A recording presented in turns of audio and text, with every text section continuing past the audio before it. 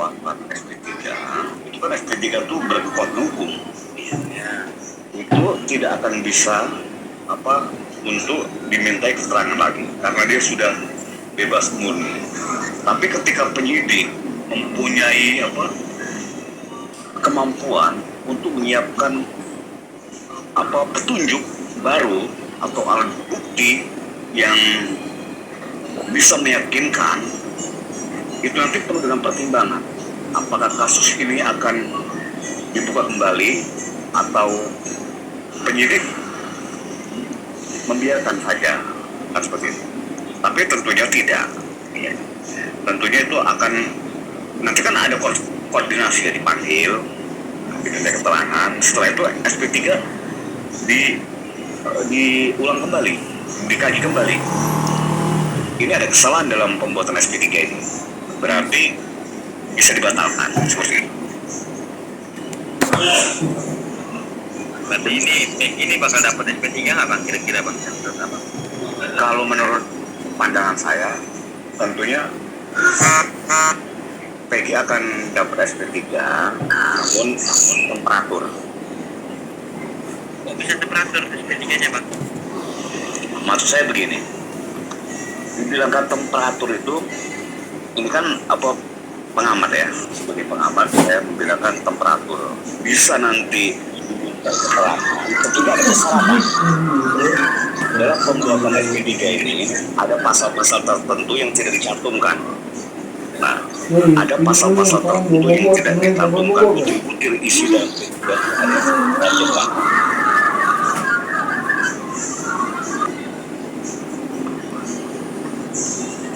Seperti itu artinya. Kenapa saya meyakini itu? Tentunya nanti ketika ada petunjuk baru atau alat bukti, butir-butir itu nanti tidak bisa memuatkan apa isi dari P3 tadi. P3 tadi kan itu.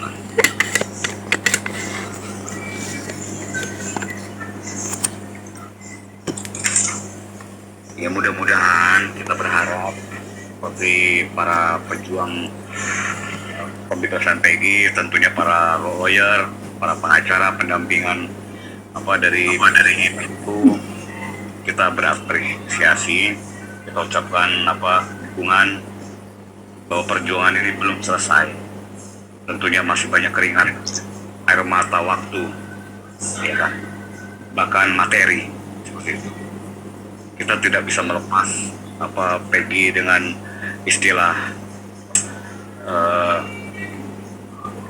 layang-layang tanpa tali. Tentunya kita akan tetap memberikan Peggy Setiawan nilai tambah. Perkara itu kan di Vina bukan di Peggy. Betul sekali. Tapi beritanya tenggelam kan. Begini, sebenarnya menyelesaikan bukan. Sebenarnya menyelesaikan kasus ini sangat mudah sekali. Hanya satu kuncinya. Ini saya jelaskan malam ini supaya masyarakat paham. Kasus ini sebenarnya selesai. Detik ini juga selesai.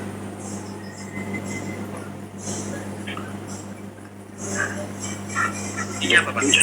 Detik ini selesai tanpa ada yang dipersalahkan. Akan saya beri paparan. Udah siap begini. Jikalau Peggy dan Pina tidak meninggal, maka kasus ini selesai dan tidak ada kasus. Lain memang abang itu. Begitu. Bangun. Narasumber lancaran ini kayaknya sumbunya mati kalau. Gak apa-apa. Betul tidak? Iya. Jadi itu aja kan. Saat ini para penyidik, para seluruh orang tuh selalu tegang. Kita buat kocak dulu. Kita buat kocak. Iya kan? Bang Os, izin bertanya ke Lantera ini, mana lebih tinggi SP3 dengan putusan pra-peradilan? Begini, putusan pra-peradilan itu sah, berkekuatan hukum yang tidak bisa terpatahkan. Ya kan?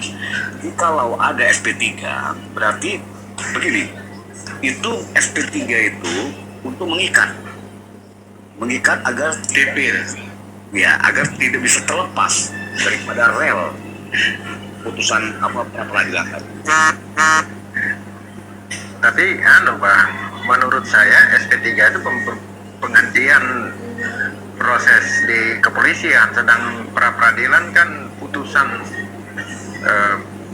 pengadilan, jadi beda. Begini saudaraku, my brother, saya jelaskan. Putusan pra peradilan memutuskan tidak absahnya dan tidak bersalahnya Peggy Setiawan. Tentunya SP3 itu berkaitan tanpa ada putusan dari pra peradilan. Tidak ada SP3 itu. Ya kan? Kita bisa berguru sampai ke universitas hukum manapun. Kalau putusan pra peradilan itu tidak sah, ya kan, maka tidak ada SP3. Itu perlu digarisbawahi, ya kan. SP3 pra peradilan ini berkaitan erat, saling mengunci, ya kan, saling mengikat. Bukan begini Bang, putusan mana yang lebih tinggi, pengadilan ataukah proses hukum yang di kepolisian? Kan polisi biar bagaimanapun dia tetap mengacu kepada putusan pengadilan, sehingga SP3 itu tidak dibutuhkan di dalam pra peradilan. Jangan ketawa dong, aku jadi gila. Oke, begini, pengadilan menyiapkan cangkol, ya kan, sedangkan penyidik menyiapkan. Analogi kemana lagi nih, sesat jadi setiap ini saudaraku. Pihak penyidik menyiapkan lubang. Ketika cangkol akan dimasukkan ke dalam lubang, apa yang didapatkan?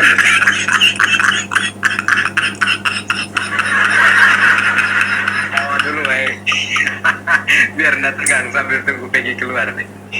Serius. Nah kan, ketika cangkol itu diayunkan, apa itu? Benar.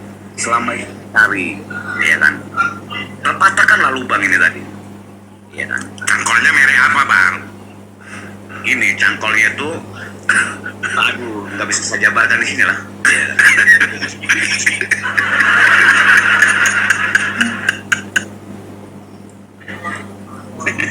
Polisi atau siapa bang? Kita dengan adanya kasusnya Peggy ini, kita sebenarnya menjadi bangga. Kenapa bangga? Kita perlu bangga.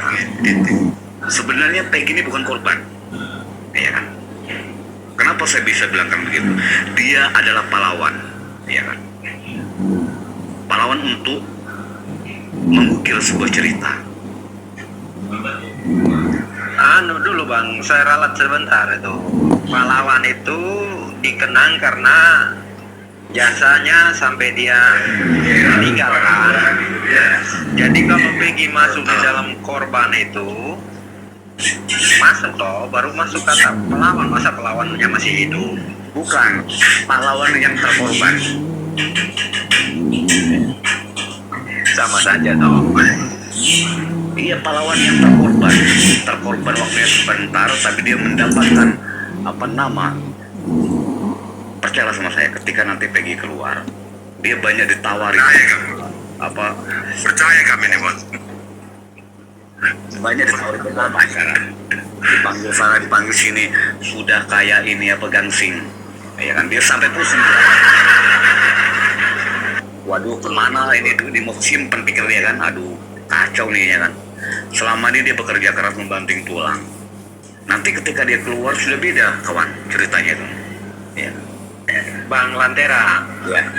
kamu ngomong-ngomong terus sudah izin presiden ke belum? Ini Oh, presiden belum. tadi tidak Presiden Wakanda ya. Silakan Presiden Wakanda. Oh, silakan bang, bisa apa? Kalau masih ada mau dibicarakan atau mau diutarakan, silakan bang. Silakan. Bang Lentera. Oke. Silakan itu. Bang Lentera. Iya. Ini kan putusan kan Peggy apa sih bahasanya, bebas, tidak bebas lah kita bilang ya. Oke. karena nggak ngerti bahasa hukum. Apa ada kemungkinan dia bisa ditangkap lagi, Bang? Ketika dalam muatan SP3 itu ada butir-butir yang ditahan, tentunya nanti penyidik akan memberikan sebuah pemanggilan, diminta keterangan, pastinya seperti itu. Tapi begini kan, ketika Baby nanti bebas, tentunya tetap ada hubungan dengan pihak penyidik. Itu kan tentunya akan ada laporan, kunjungan dalam beberapa bulan, tiap minggu, tiap hari Senin. Itu tentu harus ada laporan. Beda, Bang. Enggak, Bang. Bukan gitu dia, Bang. Bukan begitu Ini kan ceritanya nih. Prapit, Bang. Prapit bebas, ya kan? Tapi apakah ada kemungkinan polisi bisa panggil lagi dia untuk kasus yang sama ini? Itu yang kutanya, Bang.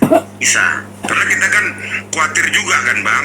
Ini Iya, bebas benarnya atau memang polisi bisa saja panggil dia lagi. Itu, Bang, dasar hukumnya ada nggak, Bang? Itu yang kita sekarang gembira, tapi tak taunya besok dipanggil lagi.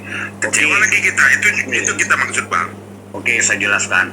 Ketika nanti SP3 itu sudah dibaca selesai tanpa ada butir-butir atau Ini nggak ada SP3, Bang. Dia kan bukan SP3 nih, Bang. Dia Ini bukan loh. SP3, Bang. Iya. Bukan. putusan dari pengadilan itu sudah sah bahwa Peggy Setiawan tidak bersalah. Itu tidak ada yang bisa lagi mengganggu gugat. Ketika nanti ada penyelidikan ataupun polisi punya barang bukti, mau bentuk apapun barang bukti, ketika tidak ada kesamaan dan kecocokan, Peggy tidak akan ada sangkut pautnya kembali, kan seperti itu. Ya, saya berkeyakinan Peggy tidak akan ada yang mengganggu lagi, karena dia sudah mempunyai kekuatan hukum yang luar biasa. Kekuatan itu bukan hanya dari pra peradilan, tapi dari rakyat dan kebenaran. Nah, itu ku maksud, Bang, karena Abang bilang dasar hukum. Ada pasal mengatur nggak, Bang? Supaya artinya gini, kan Abang kan bilang tadi dasar hukum udah nganu. Ada pasal mengatur nggak supaya kita pun netizen ini tahu. Jadi begitu nanti dia dilakukan seperti itu lagi, netizen bisa pakai pasal itu untuk nyerang penyidik kalau dia ditangkap lagi. Itu maksud kita, Bang, biar ada pencerahan sama para netizen, Bang. Oke, saya jelaskan. Ketika putusan pra peradilan sudah sah bahwa Peggy Setiawan tidak bersalah dan penyidik tidak melakukan pembebasan, itu adalah suatu pembangkangan. Ya, Penyidik ini akan Salah, Bang. Begini, sabar sebentar, Bang. Putusan pra peradilan ini kan proses penetapan dan proses penahanan. Jadi jangan lari ke pokoknya.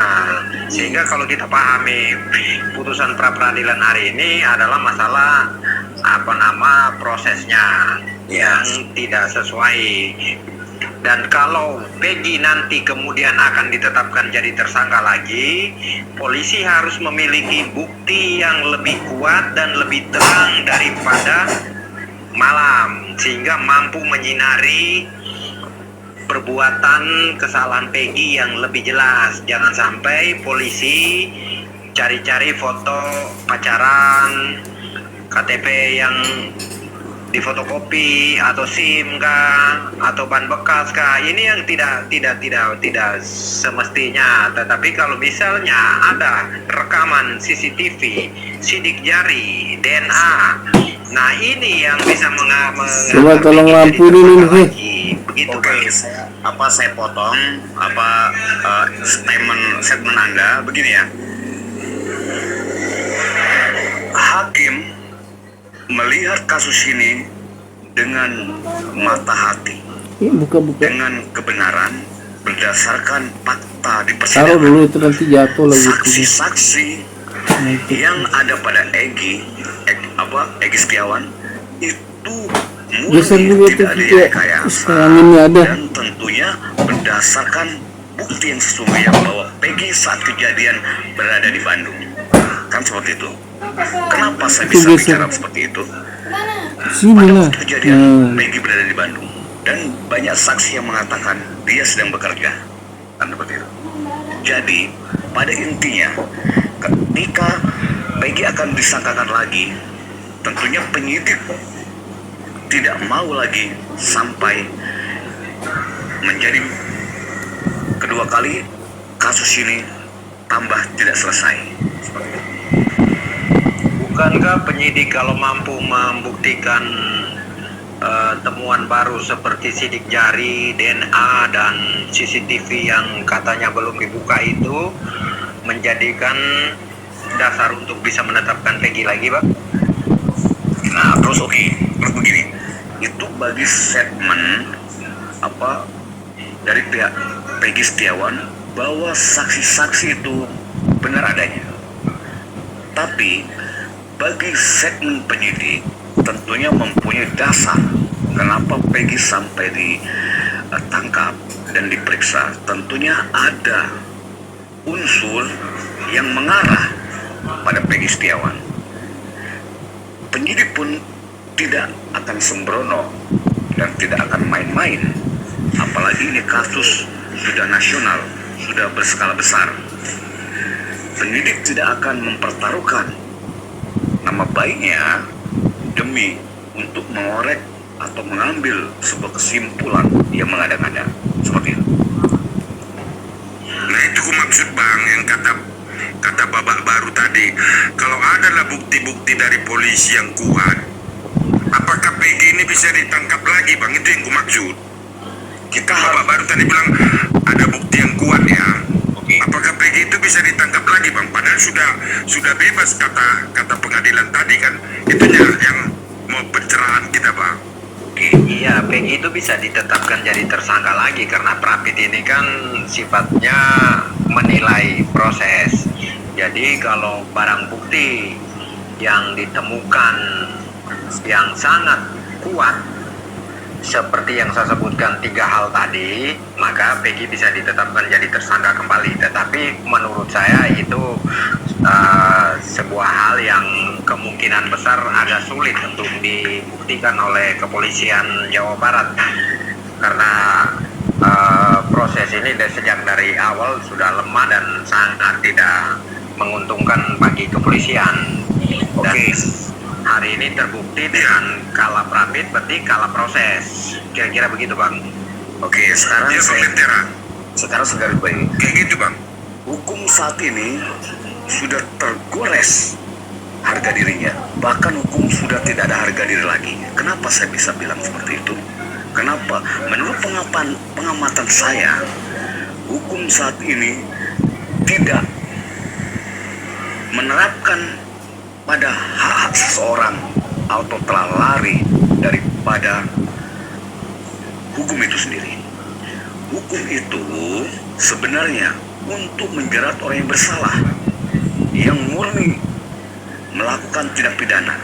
Kenapa waktu tempo hari saya katakan hukum itu beraroma memaksa, katakan bernuansa memaksa, ya. Jadi penempatan Peggy Setiawan ini menurut penyidik itu sudah benar karena dia diaromai, tercium atau terhembus dia ada terlibat dalam kasus ini. Itu menurut versi penyidik. Tapi menurut versi pengacara Peggy tidak ada kaitannya dengan kasus ini. Nah, lalu hakim membedah kebenaran itu, versi polisi, penyidik, atau versi dari pihak ID. Ketika ada kejanggalan, hakim memutuskan bahwa kebenaran ini ada pada pihak ID. Lalu ditetapkanlah putusan hakim bahwa Peggy dibebaskan dari tuntutan, dari dakwaan, dan kasus ini murni tidak bisa dilanjutkan.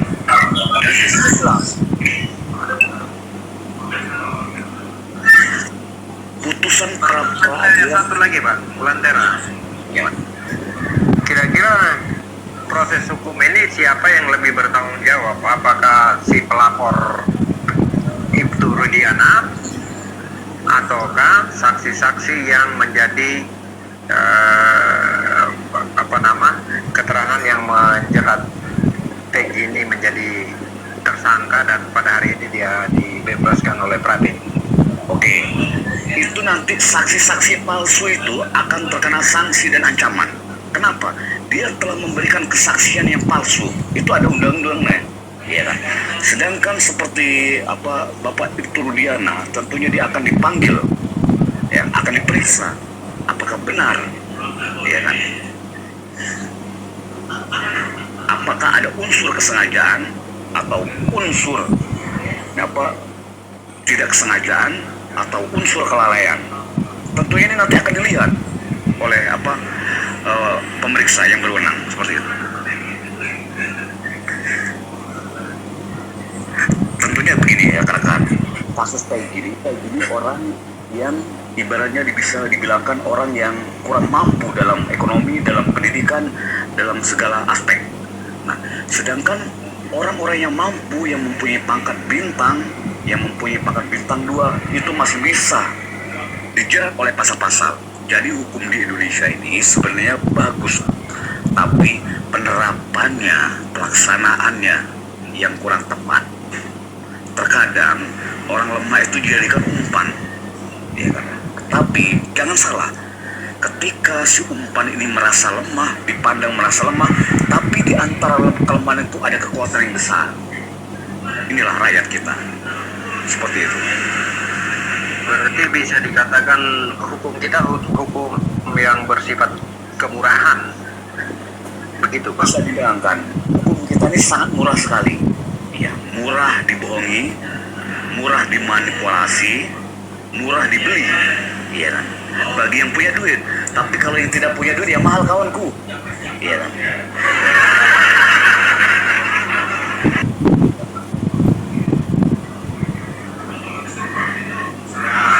Bang Lentera, Ya, Bang, seberapa besar peluang peristiwa ini tuntas, Bang? begini rekanku, Menurut melihat abang ini, siapa sih sebenarnya dalang dari semua ini, Bang? dalam dari semua ini tentunya kita tahu semua, sebenarnya rakyat sudah tahu. Ya, karena belum, makanya ditanya, Bang. Saya yakin pertanyaan Anda itu pertanyaan yang berbobot sekali. Ya, pertanyaan yang menggelitik, yang mengusik jiwa, mengusik perasaan, dan mengusik pikiran. Saya katakan, sebenarnya dalam dari semua ini adalah permainan catur. Jangan terlalu panjang Bang, inisial saja Pak sebut. Oke, begini, kita berseni itu harus berhati-hati. Lempar tangan, lempar batu, sembunyi tangan. Bagi yang mengerti istilah itu, inilah yang bisa bilangkan cuci tangan. Ya. Ada maksud, ada paham? Ini untuk kepentingan. Ada sebuah masalah yang besar, agar masalah itu tidak terkuat, lalu timbulkan masalah ini. Sedangkan mereka tidak tahu, mereka salah dalam permainan ini, dalam pemikiran mereka salah. Kasus yang mereka tutupi ternyata tidak akan menebar aroma yang menghancurkan. Mereka pandang kasus ini akan selesai begini saja, tidak. Iya, makanya kan, Bang, kan kita pikirkan kasus itu murni. Ya. Tapi kan lama-lama pelan-pelan kita tengok terkuat kan.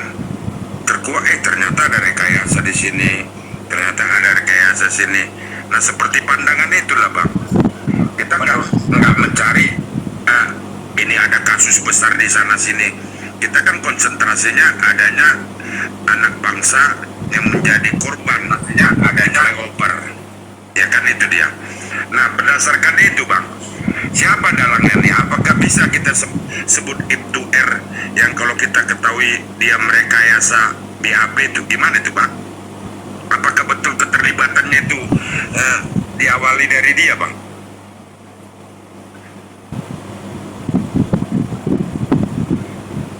Lentera ini takut jawab kalau sudah menjurus ke situ tuh, tahu mentalnya nih pengecut. Enggak lah, kita kan diskusi. Kok takut, Bang Lentera? Netizen di belakang abang kok. Biasa aja bang. Begini, jangan, saya kan belum menjelaskan, kita tidak boleh melempar statement ke sana kemari. Cuman kita akan meluruskan kasus ini bahwa ada yang mendalami, ya, yang kita curigai seorang dari, kita semua sudah tahu sebenarnya. Iyalah seperti aku bilang bang, awalnya kan rekayasa dari Ibtu.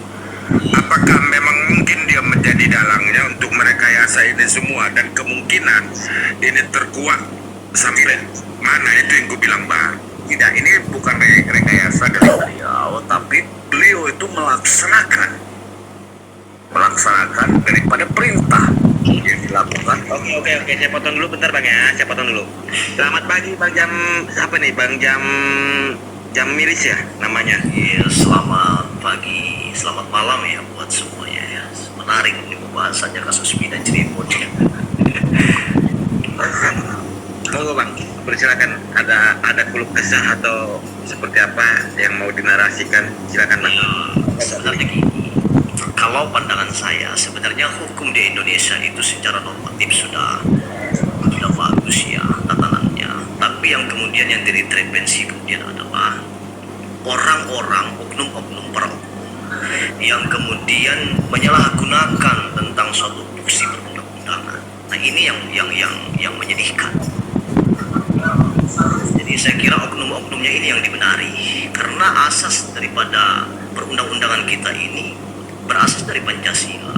Kemudian kebutir-butirnya itu dasarnya. Sementara kita akui bahwa Pancasila ini adalah ideologi bangsa kita, semua tercakup di dalamnya. Jadi kalau menurut saya undang-undang yang kita terapkan di negara ini sudah bagus, ya, tatanannya sudah sedemikian rupa gitu. Lalu kemudian apa sih yang menjadi pokok permasalahan? Ini oknum yang melakukan tindakan-tindakan yang secara tidak objektif. Ini kemudian yang seharusnya mendapat rehabilitasi gitu. Terkait misalnya kasus Pindah Cirebon ya, yang sekarang ini bahwa saudara Peggy sebagai terdakwa yang katanya isunya salah tangkap lah apalah misalnya, ini kan sudah mau bebas. Tadi saya terkesan tadi menyimak yang pertama bahwa apakah saudara Peggy ini bisa kemudian ada kemungkinan terjadi lagi terdakwa ya. Jadi gini Pak, dalam perspektif hukum itu ada dua di sana yang harus kita pahami ya. Itu yang pertama double jeopardy ya, dengan nebis in idem. Jadi kalau menurut saya dalam perspektif hukumnya ini tidak bisa, terkecuali kalau sebelumnya yang sekarang ini sudah dibebaskan, yang awalnya tersangkakan apapun deliknya itu, apakah dia salah tangkap atau lain orang atau bagaimana, tapi yang jelas kan terpidana kemudian dibebaskan hari ini. Nah, bisa saja mungkin di kemudian hari bisa ditersangkakan kalau sebelumnya dalam kasus ini dia sudah pernah melakukan tindak pidana pembunuhan yang lain gitu loh.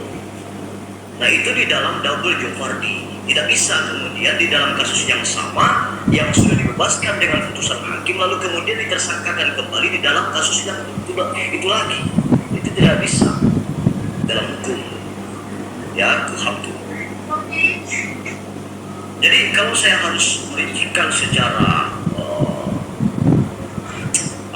secara jelas, seperti misalnya sini Jaksa Agung Basrif Arif itu mengatakan bahwa dalam praktek di beberapa negara itu mengajukan upaya hukum terhadap putusan bebas dikaitkan dengan apa yang disebut double jeopardy. Artinya kurang lebih sama dengan asas nebis in idem. Lanjutnya saya mengutip dari buku beliau itu mengatakan bahwa perbedaan double jeopardy dengan nebis in idem adalah lebis in idem sebagaimana dimaksud dalam pasal, kalau nggak salah pasal 76 Kitab Undang-Undang Hukum Pidana KUHP, bahwa seseorang tidak boleh dituntut dua kali atas perbuatan yang sama yang sebelumnya sudah diputus oleh hakim. Nah kemudian perbandingannya kemudian adalah, sedangkan double jeopardy adalah suatu prosedur dalam pembelaan bagi terdakwa bahwa ia tak dapat diadili lagi berdasarkan dakwaan yang sama, berdasarkan suatu putusan yang telah dijatuhkan oleh hakim. Karena seorang terpidana pembunuhan yang ternyata sebelum dipidana sudah membunuh orang lain, kemudian ini baru bisa dapat didakwa dengan pembunuhan atas pembunuhan sebelumnya. Jadi jelas, karena ini tercantum dalam pasal 76 ayat 1 KUHP yang mengatur mengenai nebis in idem itu mengatakan bahwa orang tidak boleh dituntut sekali lagi atas perbuatan atau peristiwa yang baginya telah diputuskan oleh hakim. Jadi artinya bahwa walaupun perbuatan yang dilakukan oleh si terpidana adalah sama-sama pembunuhan, akan tetapi karena hal tersebut merupakan dua peristiwa yang berbeda, maka si terpidana dapat dituntut atas peristiwa pembunuhan yang lainnya. Itu yang benar. Jadi kasus yang berbeda, sebelumnya misalnya hari ini Peggy dibebaskan, tapi sebelumnya para penyidik kepolisian atau hakim tidak, misalnya nih pernah sebelum kasus pindah ini saudara Peggy pernah melakukan tindak pidana yang lain, itu bisa dituntut. Tapi kalau di dalam perihal yang diputuskan oleh hakim saat ini di dalam kasus pindah, lalu kemudian dibebaskan dengan dasar delik apapun, lalu kemudian dipidanakan kembali atau ditersangkakan kembali, ini tidak bisa. Jadi itu menurut saya Pak. Begitu. Sekian mungkin dari saya, nanti panjang lebar nggak enak juga.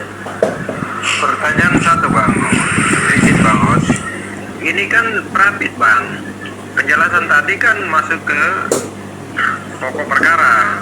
Sedangkan Peggy bebas hari ini kan prapit. Ini kan proses prapit ini kan proses setidaknya penetapan tersangka dan penahanan. Jadi pokok perkaranya kan belum disidangkan. Jadi beda status itu Bang.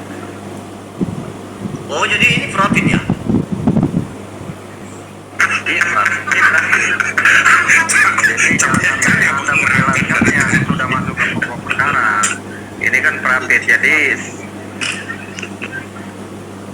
Tapi kenapa kemudian di dalam peradilan itu tidak tidak diselesaikan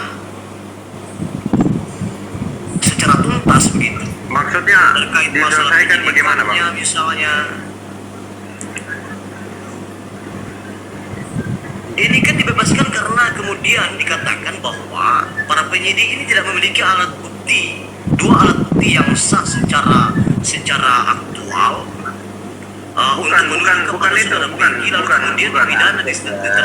Ini mungkin abang yang kurang mengikuti kan, atau saya yang salah? Kalau saya sih kurang mengikuti Maksudnya terkait masalah kasus begini. proses prapit ini kan proses yang administrasi, saat tidaknya penetapan tersangka, penahanan, sehingga alat bukti itu kan itu kan pokok perkara. Jadi hari ini keputusan ini adalah putusan prapit ini Bang. menarik lagi Bang kalau gitu. Berarti kebijakan dalam penyidikan Kepolisian Republik Indonesia ini bisa dipertanyakan integritasnya.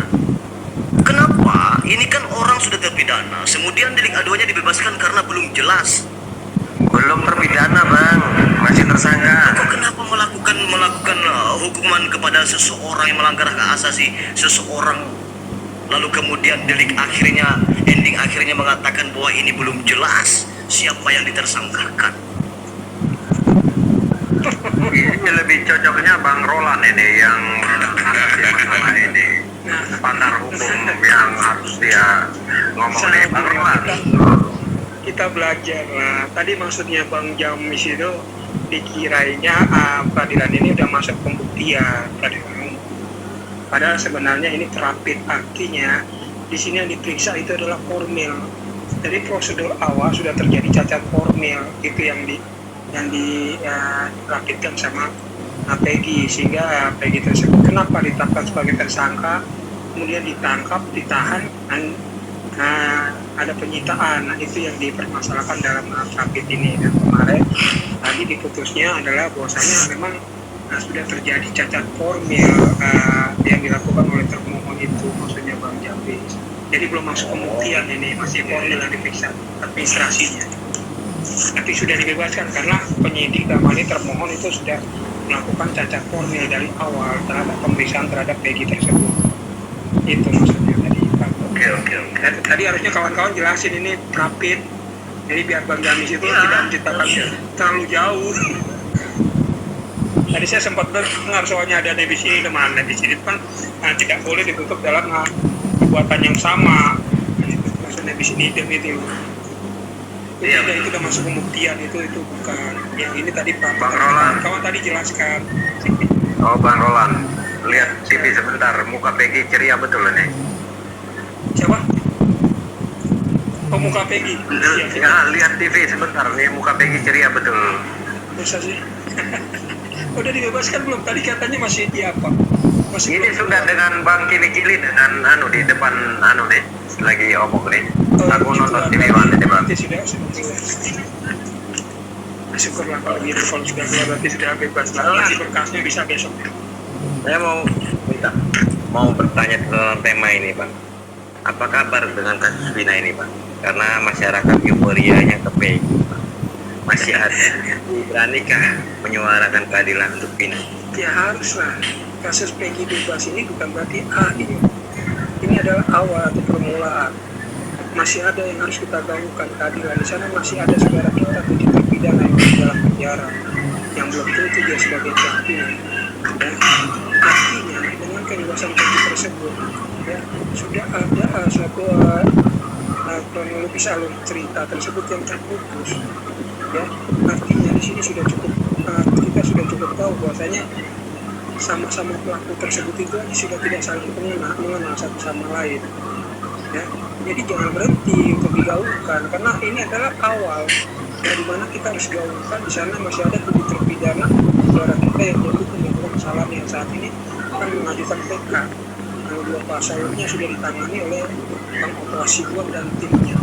Tapi itu juga dengan catatan kalau sudah bebas. Nah, saat ini tadi sudah mengajukan PK yang didaftarkan untuk rehabilitasi dan ganti rugi. Ya, itu yang pertama. Yang kedua, kita tetap gaungkan di sini sudah ada korban, ya, si Vina dan si Eki. Harusnya kuasa hukum Vina dalam hal ini, yaitu Mbak Putri dan Pak Hotman Paris ini tetap harus menggaungkan ini, harus tetap didesak. Ya, kemarin Pak Hotman itu sudah mendesak untuk dibuat namanya TGPF, tim pencari fakta, tim gabungan pencari fakta. Ya, memang benar. Ya, itu harus tetap dibuat tim tersebut oleh Presiden. Kenapa? Karena Bang Hotman tahu bahwasanya ada suatu peristiwa di balik peristiwa ini yang tidak akan bisa dibuka secara terang benderang kalau tidak ada namanya TGPF itu. Ya, seperti itu. Dan yang ketiga adalah kita itu harus tetap mengkritik pemerintahan kita. Dalam hal ini adalah lembaga penegak hukum kita. Kenapa kita kritik mereka itu? Karena kita cinta, ya, karena kita cinta supaya mereka itu kembali ke marwahnya yang sebenarnya sesuai daripada sumpah mereka terlibat tersebut untuk dapat menjalankan tugas-tugas mereka sebagai penegak hukum yang profesional.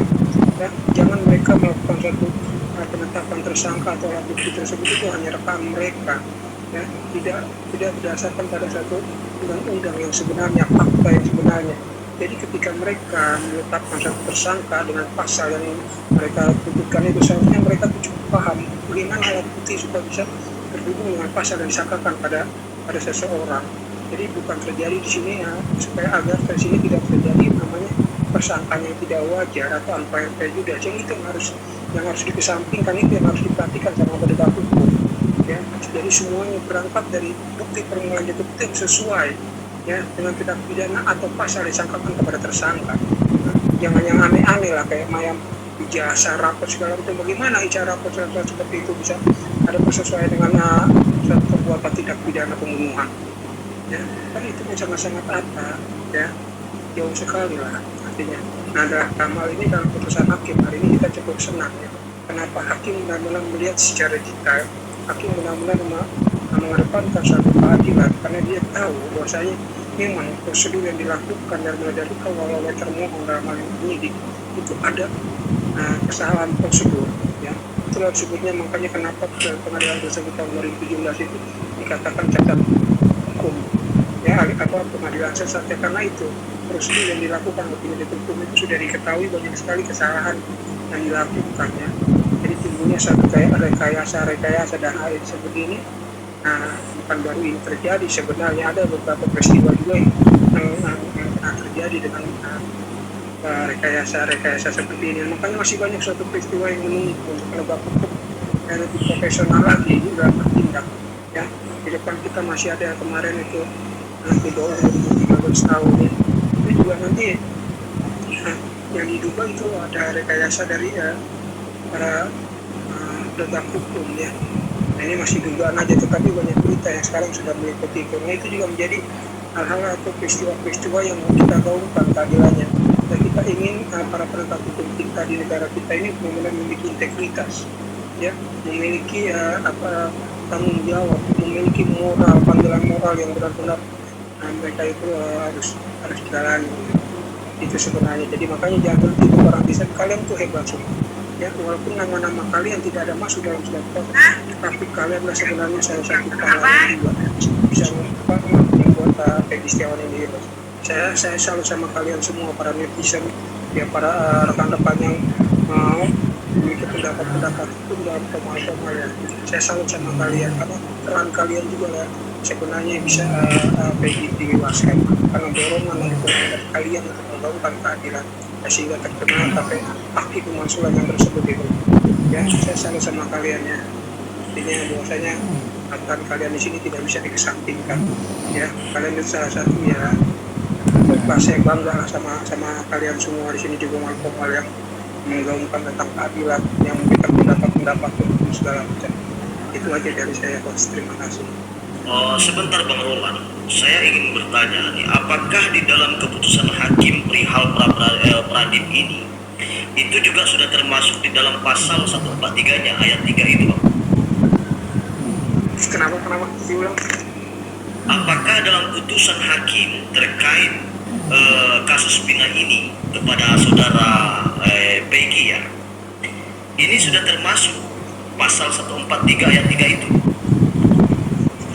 Ya, jadi semuanya gini loh, ya, di pasal 143 itu kan mencakup mengenai penuntut umum ya, toh, dakwaan segala macam sebenarnya.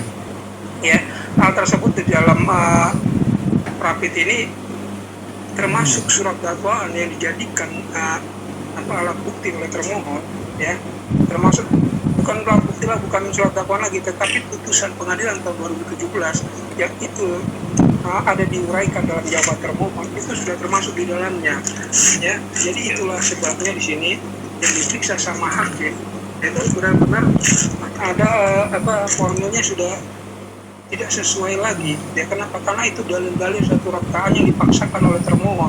Ya, termasuk putusan tersebut yang dimasukkan di dalam jawaban termohon itu putusan pengadilan tahun 2017 yang dianggap sebagai pengadilan sesat. Ya, yang dijadikan sama mereka itu sebagai alat bukti surat. Bahkan, dan ini mohon maaf Bang Roland, ini 143 ayat 3 ini bahkan dijawab lanjutan dari pasal di dalam cantuman ayat 2 huruf B.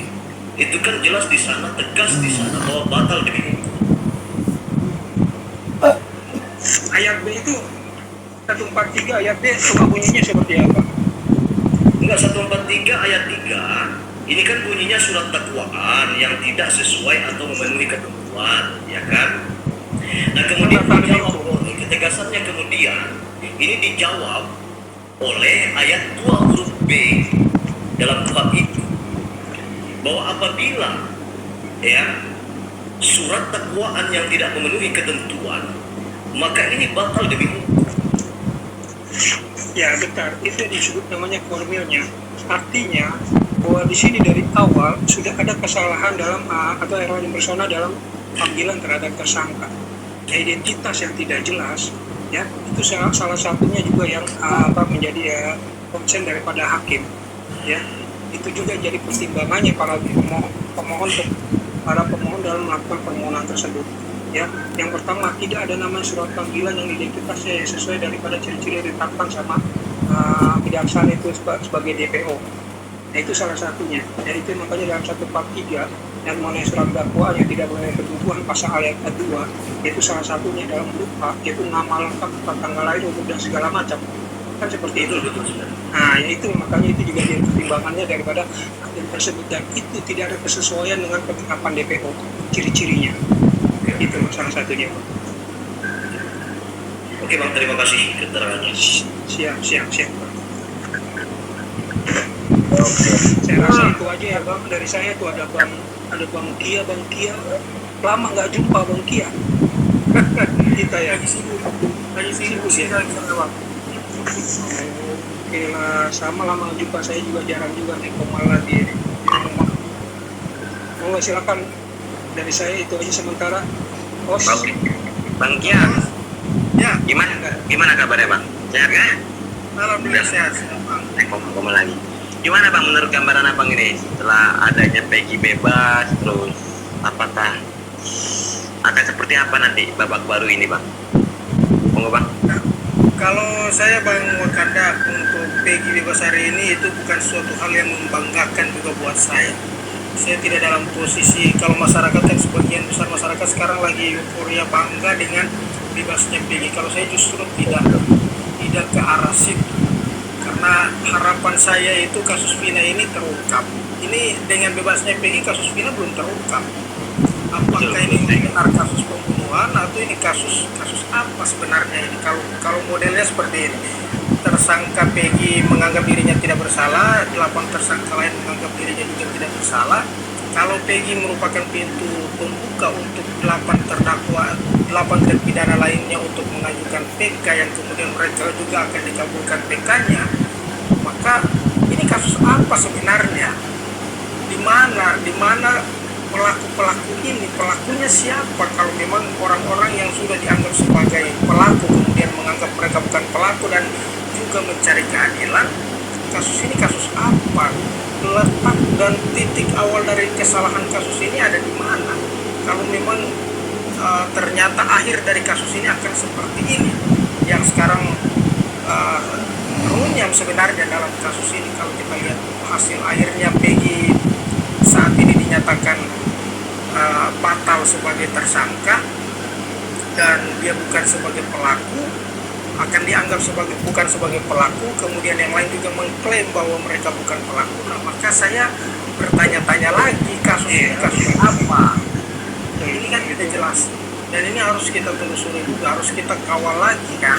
Ini akan masuk babak baru pengawalan kasus ini, kasusnya akan berakhir di mana? Kalau semua pada mencari keadilan, Vina mencari keadilan, yang tidak mencari keadilan sekarang ini mungkin Eki, karena tidak ada suara-suara untuk mencari keadilan untuk Eki, karena yang sekarang mencari keadilan itu hanya Vina. Jadi saya pun masih menganggap kasus ini masih ngambang hasil akhirnya, belum bisa kita tebak hasil akhirnya akan seperti apa. Jadi kalau untuk secara pribadi saya untuk pra peradilan hari ini tidak menjadi suatu hal yang membanggakan juga, karena memang apa yang diputuskan hari ini itu hanya formilnya dan tidak membebaskan secara keseluruhan Peggy Setiawan. Karena bisa saja Peggy Setiawan ini kan yang dibatalkan itu hanya karena pembuktian yang tidak cukup. Pembuktian yang tidak cukup itu bisa saja kalau misalnya pihak kepolisian masih menganggap Peggy ini adalah sebagai seorang yang bisa diduga sebagai pelaku, maka mereka bisa melakukan proses itu lagi dari awal, bisa melakukan proses penyelidikan kembali. Kan itu tidak ada larangan dan tidak ada masalah juga ketika polisi penyidik melakukan proses ulang dari awal, karena yang ditangkap ini dianggap tidak cukup bukti. Kalau tidak cukup bukti berarti mereka harus mencukupi bukti itu. Kecuali kalau yang bukan Bang Kian. Sebentar Bang Kian dengar amar putusannya enggak? saya dengar amar putusannya kan tadi yang dibacakan. Kalau khusus secara keseluruhan itu saya tidak. Kalau yang saya dengar tadi putusannya itu menyatakan Peggy menyatakan tidak cukup bukti. Bukan, ada lagi Bang Kian. Bukan Ada lagi apa lagi? Ada, jadi putusannya itu yang paling saya tertarik itu adalah untuk menghentikan penyidikan penuntutan terhadap Peggy Setiawan. Itu yang paling saya tangkap, makanya keuntungannya ya di situ. Yang paling kalau saya menangkapnya itu bisa multitafsir juga.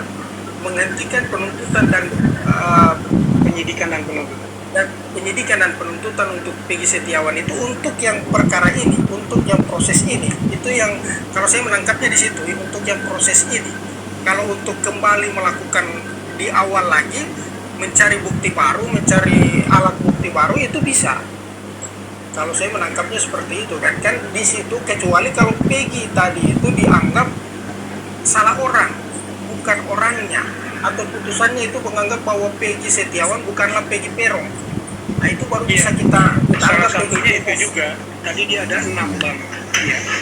Jadi ada 6 amar putusannya 6 atau 8 ya. Ya itu salah satunya juga itu. Termasuk 8 itu. atau 7. Iya, salah satunya termasuk itu bang Gia. Iya, termasuk itu. Jadi kalau polisi pun mau melakukan proses awal, dia lebih dulu harus ajukan kasasi ya sesuai dengan pasal 79 angka 81 ya. Tidak sahnya di penghentian penyidikan dan penuntutan itu kalau mereka melakukan proses awal, dia harus melakukan kasasi dulu seperti itu. Kasasi yang mana? Yang kasasi yang mana Bang Roland? Karena penghentian penyidikan dan penuntutan tidak sah penghentian penuntutan kalau anggapan dari termohon itu tidak sah penghentian penyidikan tersebut. Jadi putus sama Prapit. Iya, jadi kalau saya kekhawatirannya seperti itu. Kalau saya itu Iya, termasuk itu yang tadi kekhawatiran saya tekankan di situ tadi. jangan sampai tapi nanti pihak penyidik itu nanti akan multitafsir juga putusan amar putusan yang dibacakan oleh hakim tadi ya. Bisa saya penyidik melakukan proses itu dari awal kalau memang mereka masih punya keyakinan bahwa Peggy Setiawan itu adalah Peggy Peron. Karena tidak secara tegas di situ disebutkan Peggy Peron itu bukan Peggy Setiawan. Tidak secara tegas di situ disebutkan kan dia masih bisa multitafsir juga dari penafsiran untuk amar putusan itu. Itu yang saya lihat dari putusan tadi. Maka 9 pengalaman putusan tadi kemarin saya tadi nangkapnya cuma 6, ada 9. Ya. Tapi salah duanya itu tadi yang saya sebutkan tadi termasuk penyidikan penghentiannya, kemudian untuk eroin personanya itu loh. Ya, terhadap tersangkanya tidak sesuai itu. kalau error personal berarti Peggy memang dianggap bukan pelaku. Iya. Berarti Peggy dianggap bukan Peggy Setiawan, bukanlah Peggy Peron. Jadi itu tapi itu bukan bagi saya untuk Peggy Setiawan bebas itu sekarang keadilan untuk Peggy, bukan keadilan untuk Vina kan. Maka kasus ini kita kembali lagi ke titik awalnya bahwa kita mencari kalau kasus ini mencuat lagi kan kasus ini untuk mencari keadilan untuk Vina. Tapi yang ternyata yang jadi ribut ini para terdakwa yang mencari keadilan dan Peggy Setiawan mencari keadilan. Sehingga Vina mencari keadilan sekarang itu dia jadi tenggelam. Jadi tidak nampak lagi Vina yang mencari keadilan tapi para terdakwa ini yang mencari keadilan. Maka kasus ini saya menganggap kasus ini masih ngambang dan masih sulit untuk kita tebak hasil akhirnya seperti apa. Itu saja dari saya Bang Roland. Bang Wasan silakan. Jadi memang saya tambahkan sedikit ya Os. Jadi memang benar apa yang saya sampaikan tadi bersama bahwasanya ini bukan akhir ya, pembebasan Peggy ini bukan akhir tapi ini bisa dikatakan sebagai awal karena masih ada saudara-saudara kita artinya ada 7 terpidana di sana yang mereka juga saat ini sedang mengajukan PK ya yang dikuasai. Terima kasih sudah menonton.